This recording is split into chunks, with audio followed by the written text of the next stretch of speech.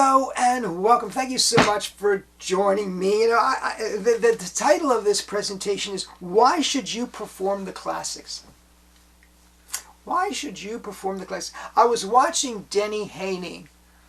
He was performing at the Magic Castle and he was doing the egg bag, which is arguably one of the great classics of magic.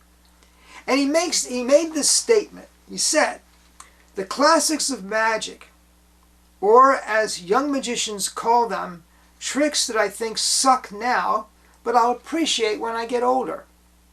Denny Haney had a great sense of humor. Denny, if you knew Denny, and I did, I knew him very well, one of the great performers of our time, one of the great magical wisdoms of our time, he tried to get people to focus on the classics.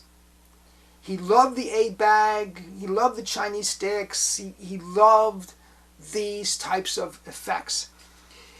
And he tried to get people to focus, but of course people want the latest and greatest, and so they want to spend their money getting the latest trick that you can't do surrounded, or that you need special setup for, or that something impractical about them. And this is what makes the classics classics. They're very practical. They're very functional. I'm going to give you a couple of pieces of information here. First of all, what I call the trifecta. The trifecta. You must enjoy your material. Number one, you must enjoy your material. Number two, the audience must enjoy your material. If you enjoy it but they don't enjoy it, forget it. Get it out of the show. If they enjoy it but you don't enjoy it, forget it. Get it out of the show. You need both. Finally, it must be good magic, right? You're a magician. You don't want to do something that's just not good. So, you must enjoy it. The audience must enjoy it. It must be good. The classics meet that criteria, okay?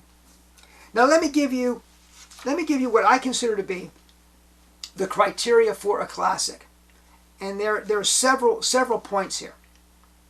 It should be easy to do, relatively easy to do. Now arguably the cups and balls is not easy to do. The egg bag takes a little bit of practice.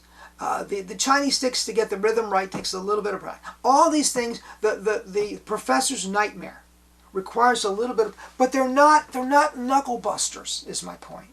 They're not things that you're going to, you're going to have a 50-50 chance of getting right. So it's relatively easy to do so that you can concentrate on your presentation. It's fun to do. They're fun to do. If you enjoy doing it, the audience will too. So they're fun to do. There's a very simple plot. Let me tell you why this is important, especially for family entertainers. I am entertaining, in the same week, I might entertain a preschool group, an elementary school group, a Cub Scout group, and an adult group in the same week. It's a lot easier for me if I'm doing the same material.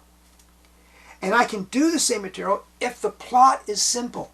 The bag is empty. Here's an egg. How simple does that get? The string is short, the string is long. I pull the long one, the short one. How simple does that get?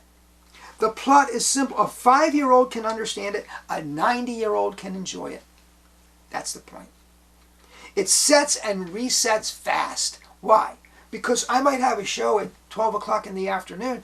I might have another show at 6. I don't want to spend a lot of time resetting magic. I want to just put it in the case and go to the next show. It sets and resets fast. It can play outside in the rain without damage. I've been outside in the rain twice this year. So, you don't want to take your trick that's good, that you spent $500 for, that's going to get ruined in the rain. You don't want to do that. It can play surrounded. If you don't think you're going to be surrounded, you haven't performed much. I'm surrounded almost every time. There's somebody standing back here, somebody standing over here, and if I can't perform in the round, I'm in big trouble. I'll tell you a trick that I love that I cannot perform, and that is the spot card. I love the spot card, but guess what? You got people over here and back here. You're done. Okay, you're done. I did it one time recently, and I had a guy, and he came in and said, "You know what? That's a really cool trick, but unfortunately I saw how you did it, because I was standing behind you." So Spot card is out. Spot card's out because I can't do it surrounded. It needs to be done at chest level.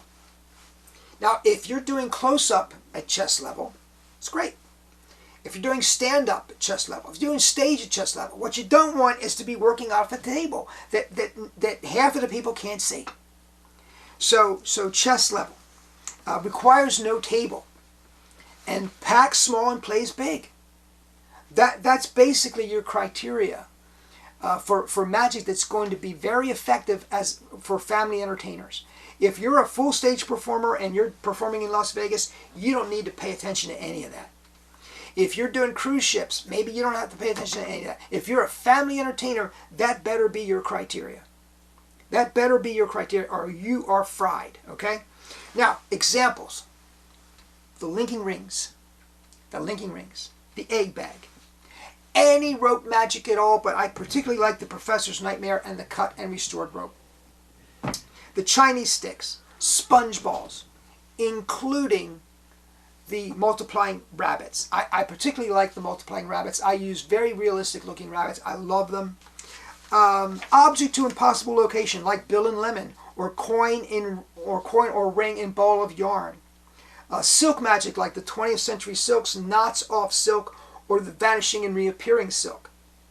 And the Miser's Dream.